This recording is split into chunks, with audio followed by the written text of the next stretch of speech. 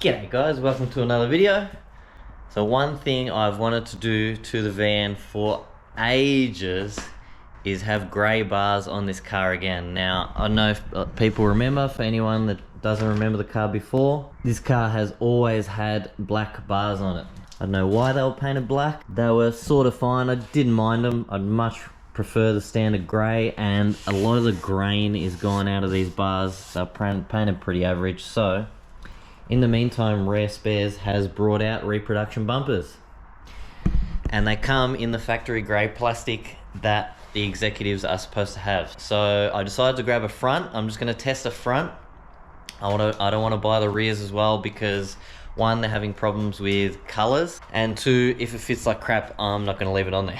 So I'm gonna pull the rear off the other one, give it a good clean up and a paint, and we'll see how the Rare Spares bumpers fit up. From what I've seen online, a lot of people have these and no dramas with them, so I'm not expecting any problems, but you never know.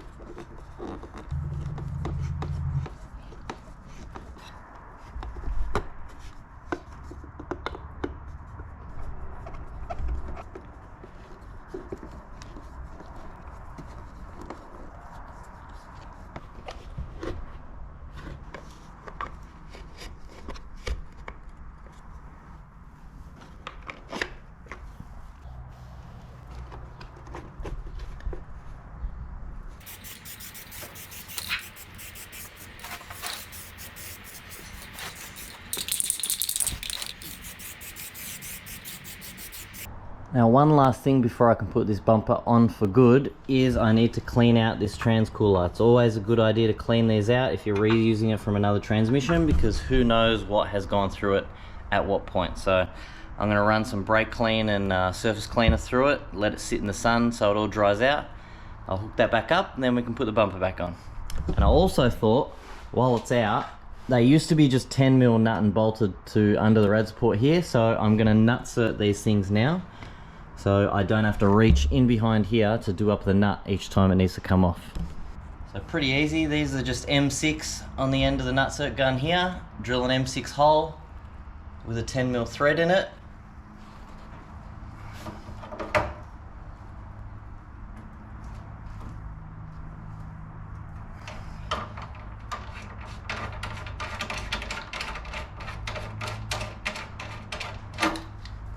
And that's it. Now you've got a threaded insert in there, so you don't have to use a nut. So this is a new Rare Spares bumper, all ready to go. So end brackets on, Rio repainted it on with all new hardware. Now let's see how it fits up.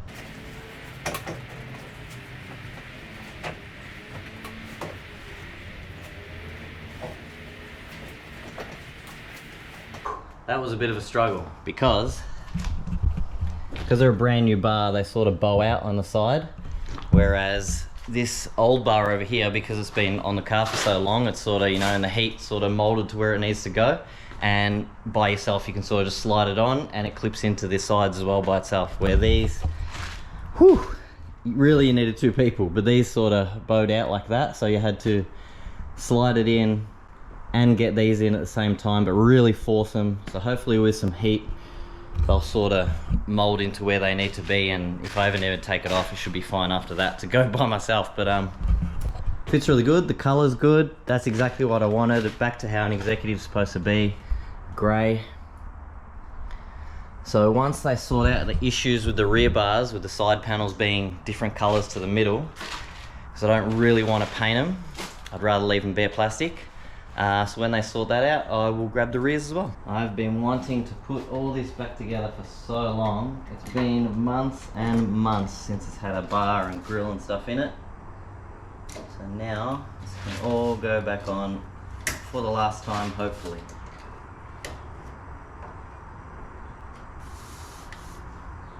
Beautiful.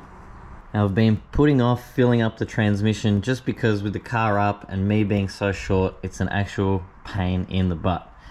But I thought while I'm waiting I may as well. This is the stuff I've gone with. From what I've read, I did a bit of hunting around online what people seem to use, and this one came up multiple times, so it's what I'm going with. Yes, you might suggest something else, but everyone has different opinions on what to use for what. And the funnel just fell on the floor. Take two.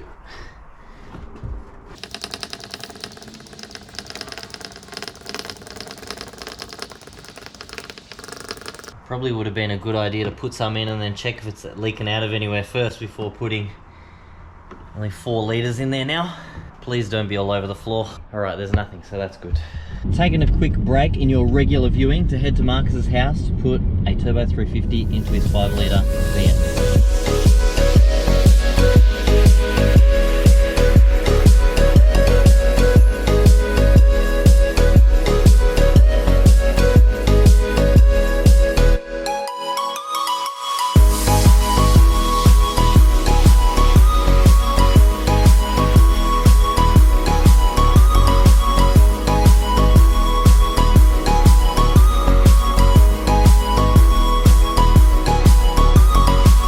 It's gonna be a nightmare getting this on the jack. What size is the converter again? 4200? Yeah. 4200. Yeah. That's big. Is this 5 litre and rev that high? Yeah, it rips to about 3 grand. That's about it. How are we gonna do it? Do you wanna lift the front, slide it under and...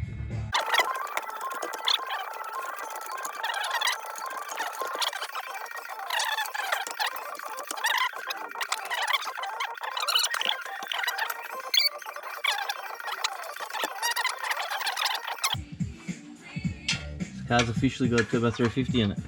That's finger tight.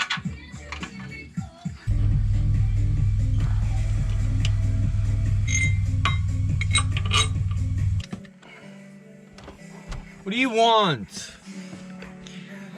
Why are you taking so long? I don't know what I'm doing.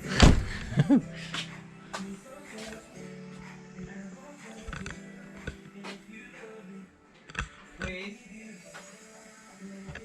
Wait. Yeah, so you take the top one out, Yes. because that's for Chrysler and all that bullshit. This is a Chrysler, but anyway. So that one, see under the switches? The top. You got 2, you that need to one. add the top one. Doesn't this have to be So in that like... means you lose the 4-speed obviously, Yeah, but you gain the long park at the top. Make sense? Make a sense. Why doesn't it... Down one. Down one more. One more.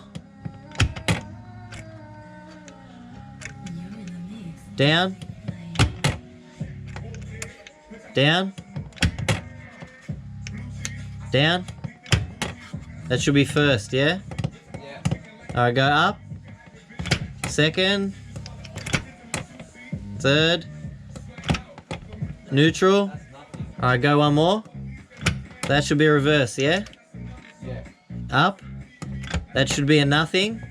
And then park. That's park. Yeah. Alright, it's perfect. Leave it there. So that's as much as we could get done on Marcus's VN today. Turns out there's a lot of different things between Turbo 700 and Turbo 350. I thought everything was interchangeable, but clearly not. So it's sort of half done. But anyway, back to my VN. One thing I've sort of been putting off for a while now, but now we're really at the end of doing this car, so I really need to address it, is doing some thermos. Now this car did have these BABF, that sort of style factory twin thermos on it. They fit up to the radiator perfect, like mount really good, like you'd think they were made to suit that radiator, but they're way too thick. As you can see, they sit really, really tall, and it's just not gonna work with how I have the radiator laid back and stuff like that, which is a shame, and it is a bit hacked up and stuff like that. So I've been putting it off because I've had a lot of different suggestions about, you know, stuff that fits from other cars, but you know, if it doesn't fit nice, and I've tried to make this engine bay really good, so I don't want to let it down with something that doesn't fit properly. So I just bit the bullet and I have purchased something. Now obviously one of the main things I go for is quality over quantity. So this fan costs probably 3 times more than what the radiator does that's in the car. But if you know what you're looking at, this is a Spall single 16-inch 3000 CFM fan. Now if this doesn't keep this car cool, I would be very goddamn surprised. I actually wouldn't be surprised if it sucked the middle of the radiator through the fan. Well, that's what the shop I bought it from told me anyway. So it comes with like a spacer gasket kit to sort of just get it a bit off the radiator, mounting kit, and it is very, very thin compared to what I had on it before. So as you can see, I'm gonna have a lot more room, and the good thing about the big single is I can position it anywhere I want on the radiator, so that, you know, if the balancer or the idler or whatever is really close, I can sort of move it to where I want to mount it. And it's a really, really good quality fan, so I'm hoping no cooling problems with this. So I'm gonna mount it up. I think Marcus said just because of the power this thing draws, he's going to need to do a bit of an upgrade with the wiring. And he's going to do a plug for me, and that'll be another shitty thing crossed off my list of things to do.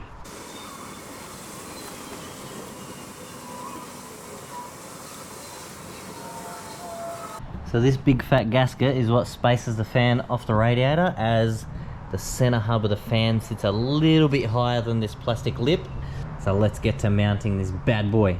So now just addressing something from last video, I noticed in the comments a few people mentioned about the hose that I used for the high pressure power steering line. I'll be honest, it didn't even cross my mind. I just thought hose, yep, sweet, sick. This is what you use. Did not even cross my mind that, yeah, I need some like high pressure hose and stuff to suit power steering. So thank you to all that mentioned it in the comments. I am gonna pull that line off. Unfortunately, I'm gonna have to drop the rack again. And redo that high pressure line. I have got some Teflon now with Teflon fittings to suit the exact same thing, a 45 off the pump itself and a 90 off the rack, and that should be sweet. So thank you again to the people that mentioned it in the comments. I'm happy to admit when I've done something wrong, and I definitely did this time. Remember how I was telling you about that really expensive power steering fluid that these take and not to spill it? And here is our new Teflon line to suit power steering. As you can see, a -6 in Teflon and a -6 in rubber is very different in size just because of the thickness of the rubber in this one. So there we go, we've got our new fittings, new line. So I'm gonna pop that back on, refill it, re-bleed it, and that's it for the second time doing this high pressure line. Another thing I need to mention is, through this whole revamp of the VN, obviously I've spent a lot of money, bought a lot of parts. VCM came to the table and helped out a lot with the cam and the intake and stuff like that. And all these fittings and hose and stuff that I've been doing in the last couple of weeks, the fan and everything like that, I use locally Race Parts Melbourne, which is here in Point Cook, which is about 10 minutes from where I am. So they're the local speed shop to me. I'm sure everyone has heard of them. They have a pretty big time drag car with a transporter and stuff like that travel around and do events. And I'm sure pretty much everyone in the western suburbs gets their parts from there, but for those who don't know, I'm going to link them down the bottom. This is them, Race Parts Melbourne. So if you need anything, and I mean anything, especially fittings, they're so good for fittings. They have tens of thousands of fittings in stock. They always got what you want, which is perfect. You know, if you're doing something and you forgot one fitting, you can just go down there, grab it. It's so good that they stock everything like that. Whatever they don't have, they can get in for you. So thanks to John, Mick and Frank at RPM for supplying a lot of these recent parts that I've been using. Just to update you guys with some bad news with this car actually. Went to a meet last night and managed to get one of these bad boys, among a few other things. All because, can you believe, they pulled over this pretty much stock standard Evo. Quiet, not driving like a dickhead, doing the speed limit, all because of this.